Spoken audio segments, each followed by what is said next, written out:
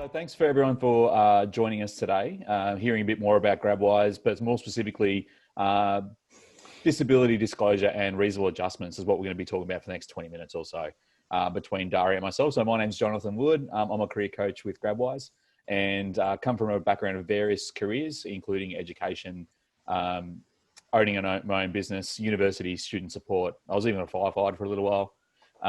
So, in terms of pivoting and being agile in the workplace, I suppose I've done a bit of that and changing careers, which we just talked about. And Daria, I'll let you introduce yourself. Yeah, and I've had a little bit less pivoting. I pivoted through my studies, actually. I thought I was going to be working in either economics and finance. And then I realized I just really loved people. So here I am. So for over 5 years, I've been working in disability employment, both with job seekers and also with industry, in order to create long, sustainable relationships where both parties are very happy. Fantastic. Excellent. So we might as well get cracking straight into it. And so pretty much the agenda we're going to be talking about here, as it says, is we can talk about the how, the why, the when of disclosure of disability, injury or illness, reasonable adjustments in the application process and into the workplace. And then we'll take any questions you have. Now, this is a really juicy topic that a lot of people have a lot of questions about. And like I'm the same. And if I don't get the question out, I often forget. So please feel free to pop it in the chat box and we'll come back to it. We'll just address all the questions at the end, just because we might be covering what that information is requesting of us in another slide. So without any further ado, we might as well get on to the next slide. Yeah, perfect. Thank you.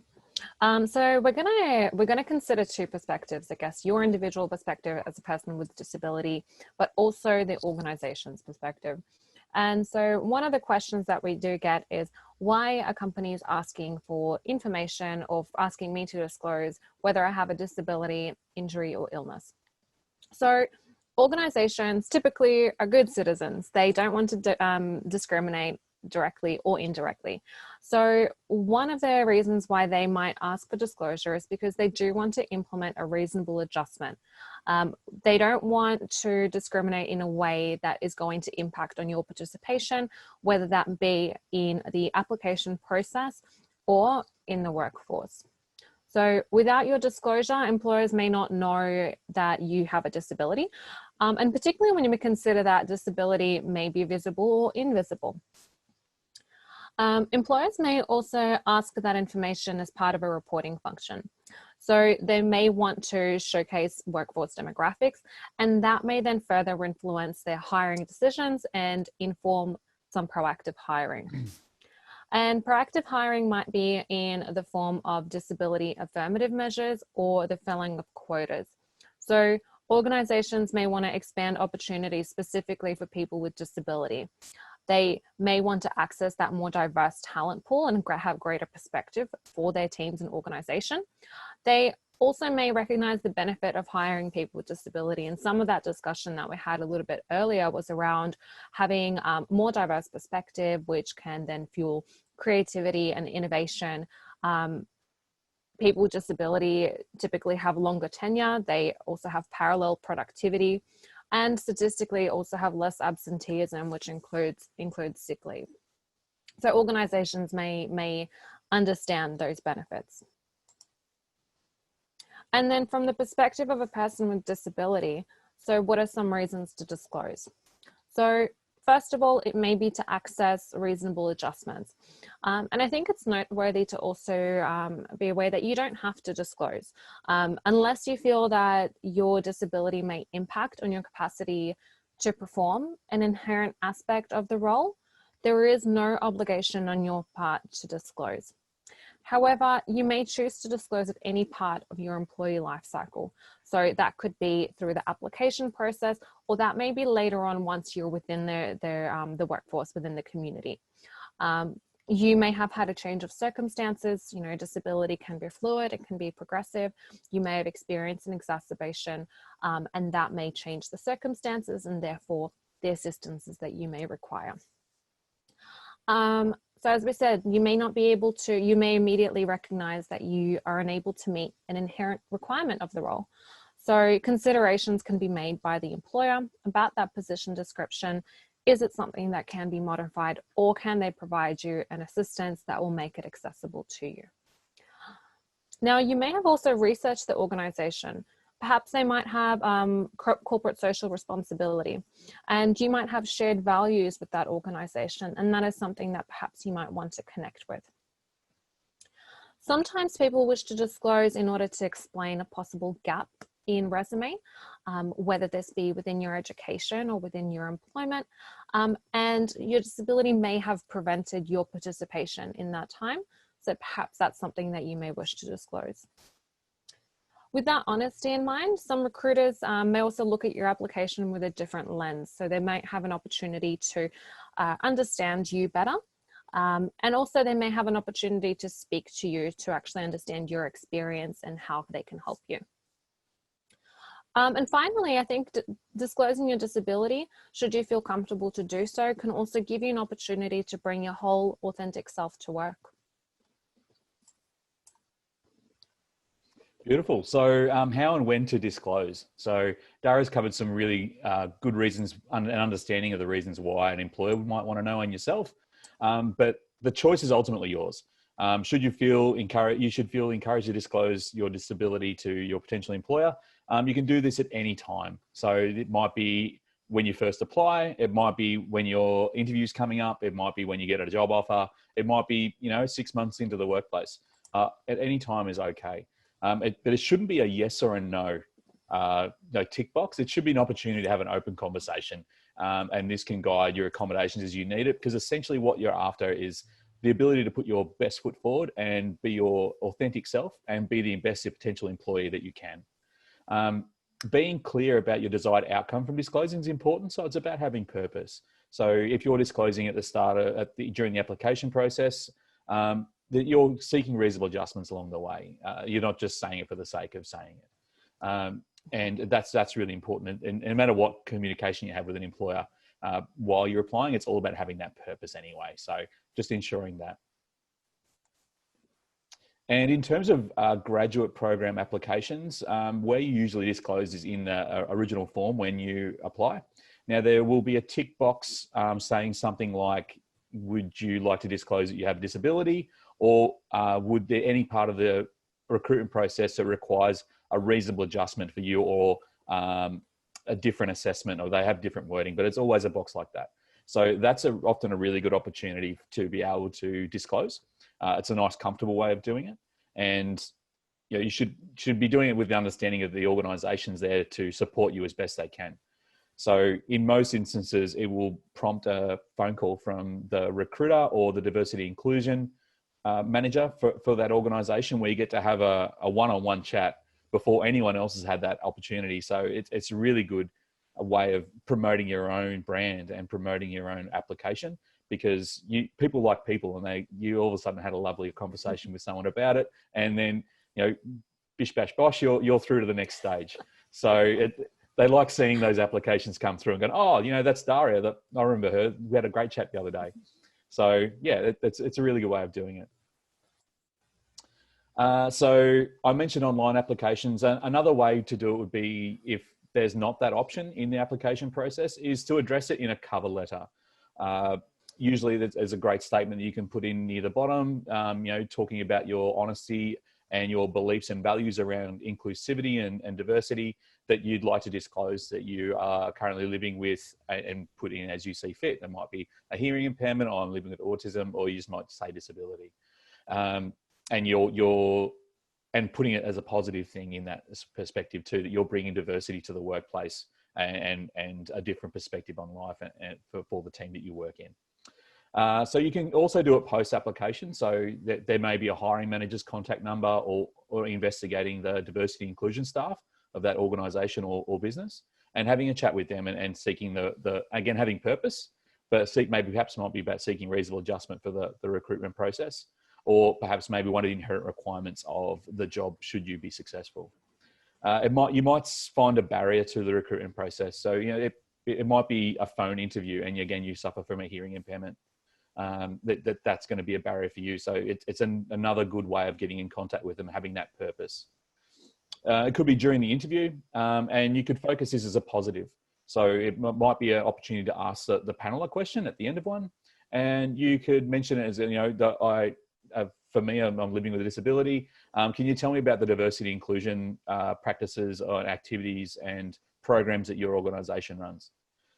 It could be prior to starting the new job. So again, seeking the reasonable adjustments for the workplace to help you be successful. And it could be during employment. There might be a bit of review. You've gone through it and gone, well, you know what, I probably don't need to tell them.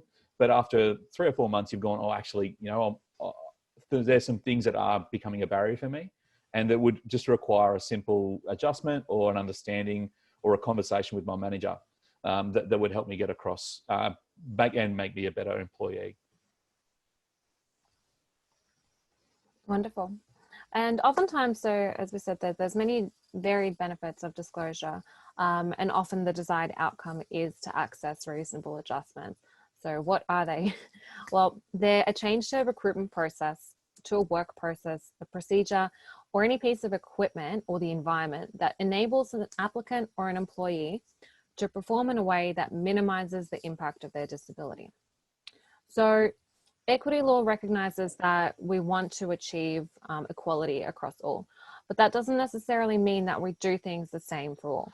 What it means is that actually we may need to change some process in order to remove barriers and provide some extra support when necessary to level the playing field, which will then result in equality. So that is the duty of a reasonable adjustment. So it's to minimize impact of disability in the workforce, to enhance participation, productivity, and performance. And employers will generally support most informed requests of reasonable adjustment. But I think that the question to ask is, well, what is reasonable and what is not? So again, we'll consider both perspectives. So I think from an employer perspective, there are some considerations that they may make, and they'll want to ensure that the adjustment is effective in addressing the barrier that is disclosed, that it's practical, to what extent may it cause disruption to the business operations, and also, what resources, what inputs, what might they need, whether they be financial or otherwise. So some of the suggestions that I would offer is that you should get familiar with the interview process and get familiar with the position description of the role that you're applying for, and understand what the inherent requirements are. Because if you understand what may prevent you from participation, then you, as the expert on your disability, may have recommendation and strategy for what the employer may implement. Ultimately, you'll drive that conversation. And as Jonathan said, it is not a tick and flick. It's not just a yes or no. It's about opening that conversation. So some examples that we're gonna talk to you about what's reasonable and unreasonable.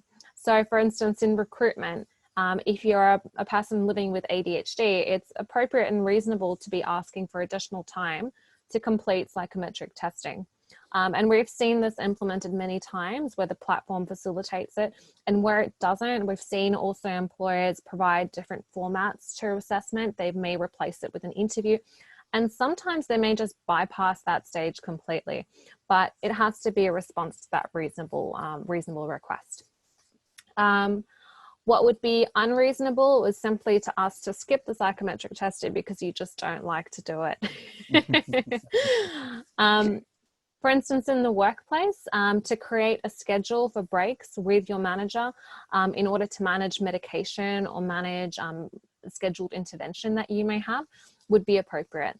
However, to simply ask to start work at 11 a.m. because you're not a morning person would unfortunately be unreasonable.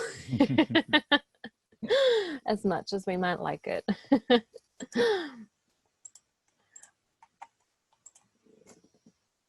Excellent. And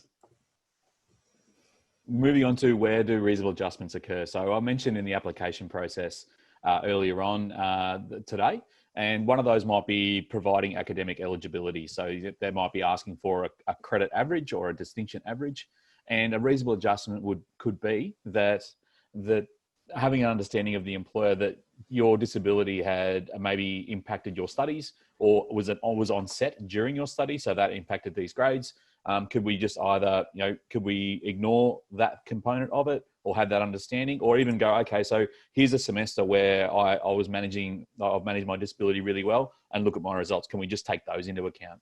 It might be providing more accessible documents, so larger font and those sorts of things. And pretty much, again, it's boundless as long as you have an understanding of the reason why that you're asking them. Psychometric testing, which Daria mentioned before, this is a great opportunity to be able to ask for reasonable adjustments.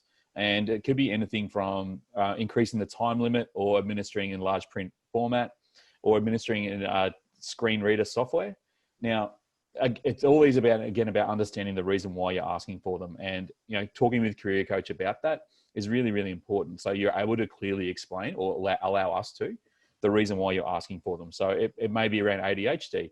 You may be living with a disease or health condition that's episodic and fluctuates, and that you actually may onset during the test. So you just need that time removed, so you're able to still manage that.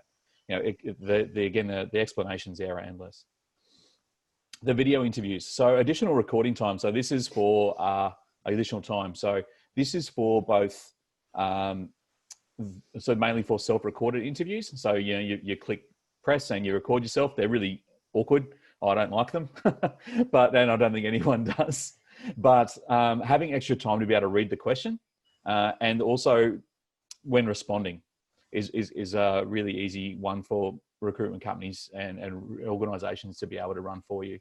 Having the questions provided ahead of time. Let's say again that the reading time allowed for you is just too short for you to be able to digest that question. So having the questions in advance would really assist you. But again, asking yourself the reason why you're doing that to make it reasonable is really important.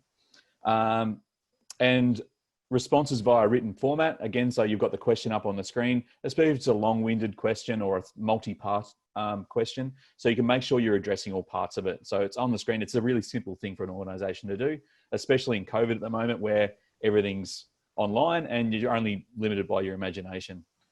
And finally, re-recording. So, it's stressful situations is interviews, and so is presenting. I've managed to get through this one so far without having the pressure and stress. Well, I got that the right way around this time. Get to me. And the ability to re-record is really important. So let's say, again, you're living with anxiety, and it really presents during stressful situations, and none more so than interviews. The ability to re-record so you have that chance up your sleeve really helps alleviate that stress we've found. In the assessment center, so, back in real life, this would have different connotations to on virtual, but details of the activity prior to starting would be really important. So again, it might be managing your anxiety about what's your expectation towards that. It might be having additional time to process the information. Let's say it's a case study, or that you're required to come up with a solution as a group, having that information beforehand, or the ability to read a little bit more. Having structured breaks. So some of these assessment centers for graduate programs, some go for 2 hours, some go for a couple of days. So having the ability to have structured breaks, it could be really important for you, and a simple, reasonable adjustment for the workplace to be able to put in. And finally, it might be seating position, so that it might be about trying to hear the presenters. It might be about reducing the external stimulus, so you're not facing a window, or you're not facing towards lights or near an air conditioner, all those sorts of things. There's some great examples, and I think many of those can be a guide to some of the things that you may require in the workplace once you are successful in gaining the role. And those adjustments can either continue through, or they may be different. And many employers with disability may not need adjustment. Some might need some minor changes, and others might require some more significant and structural changes. So we're going to talk about these in 3 categories: environmental, supports and equipment, and managerial.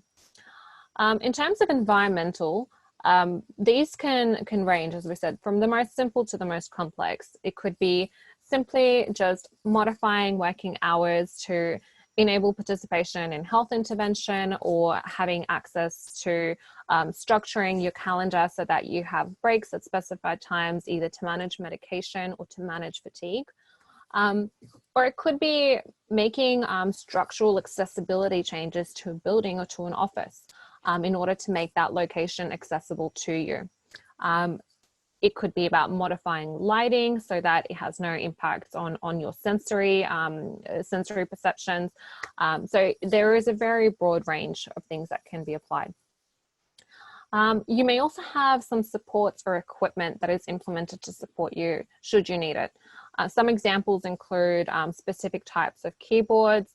It may be larger monitors. It may be technology that is software that assists you with speech to text. It could be communication devices. It could be workstations that are adjustable, whether it be stand-up desks or specific types of chairs.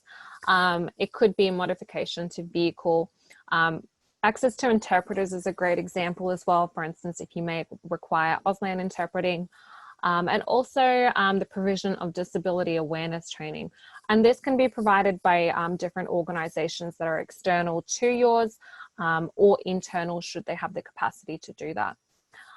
Some examples, for instance, of modifications that have been made that we're aware of. So one instance that I helped to facilitate, an employer made the reasonable adjustment of obtaining a large screen for the staff member, and as well as some software, so zooming software and assistive technology that screen read. And it allowed that particular worker who was doing clerical work, who had vision impairment and also lived with chronic fatigue, to effectively perform word processing tasks. And some managerial considerations. So this could be simply access to more structured training. It could be having some regular feedback sessions with your manager, with a peer support group. It could be having access to mentoring to guide your career and give you confidence in your progression. It could be additional supervision should you need more assistance in understanding your tasks.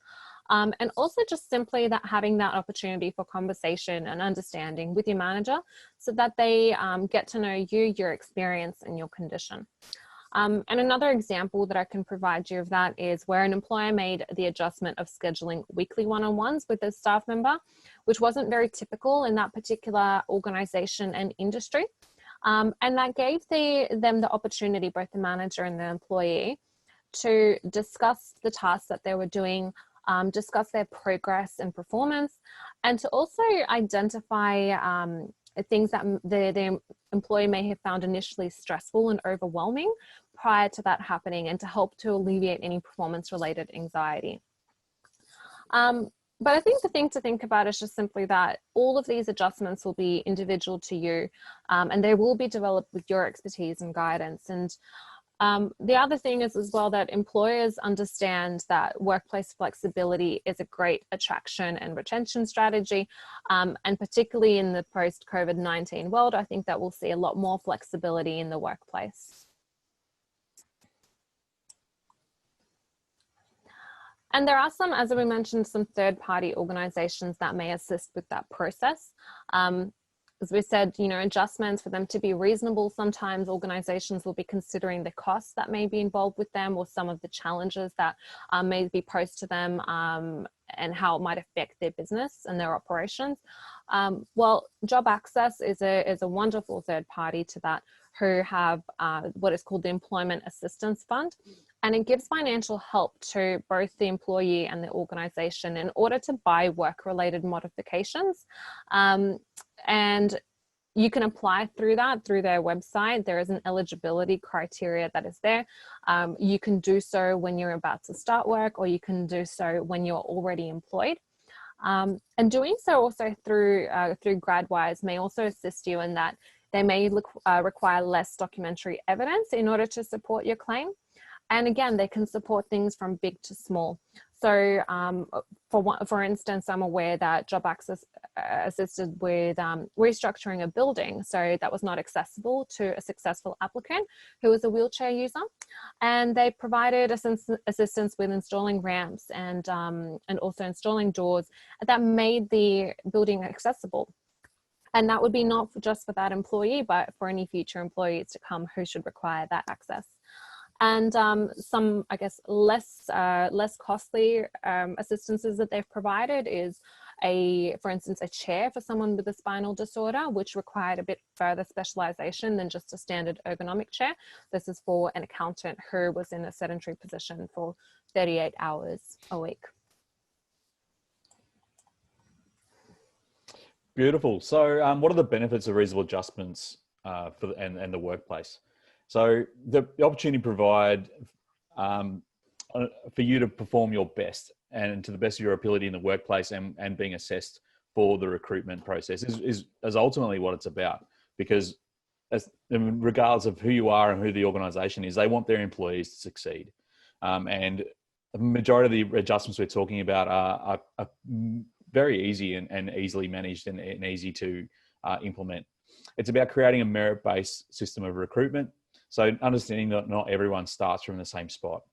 And having that understanding is really important. It facilitates open and positive discussion between a person with a disability and their manager. So as Daria was mentioning, that final reasonable adjustment category, managerial, is I think is one of the most important and often just forgotten about, because it's about your performance and your manager and the way you do at work is ultimately really, really important. There's a saying that people don't leave jobs, they leave managers. So it's it's really important that you have that understanding. And studies have shown that diverse teams are more innovative and build closer bonds. Daria mentioned some stats earlier on as well, that they have more longevity in the workplace in terms of, I think that's 1 year and eight months longer than mainstream employees. They have less days off. That includes sick days. So there's an amazing amount of positive stats around there as well. Yeah. And I've saved one slide for us. So how can GradWise assist you with your disability disclosure of reasonable adjustments? So we've developed a reasonable adjustments notification form, which is a great guide both for yourself to help to understand what are some of the adjustments that you may require, and we can help you to understand what you may require based on your previous experiences, whether it be in workplace or in academia. So we can prepare that notification form. In addition to that, with your permission, of course, we can also disclose on your behalf and advocate on your behalf in order to work to access these reasonable adjustments with our employer partner organizations. And finally, should you also access the GradWise program, not only are we going to help to support you in preparation for employment and preparing these insights to you, but once you are working, we do continue to support you for at least 52 weeks and ensure that we give you an ongoing support. As we said, disability may be fluid. The things that you may need in the workplace may change. We're there as a social support to you to help guide those changes, to help you with any difficult conversations that you may need to have. And also just there to celebrate your wins. Anything to add to that, Jonathan? I suppose just the point that this is what employers love hearing, is the support that we offer. So especially if they're new to the diversity in the workplace and they're trialing something, or they've not had someone living with a disability actually disclose before, they love hearing we've got that support that will be with them and you along that journey. So, I've never had an employer go, oh, that's all right. But I've gone, oh, wow, that's awesome. So yeah, that's a massive positive there. But I suppose the other thing in terms of working out, you're probably sitting there wondering yourself, what reasonable adjustments do I need into the workplace, or even just the recruitment process? The best bit of advice is, I suppose, just thinking about how you perform best. With the recruitment process, you might have noticed you fail at a certain hurdle. We seek that feedback from an employer should you be rejected from a role, unfortunately, so we can learn and grow. And if there's something we can do in terms of reasonable adjustments to make that easier or better, to put your best foot forward, that's the sort of work, that's a space that we work in. So yeah, that's my last bit of advice.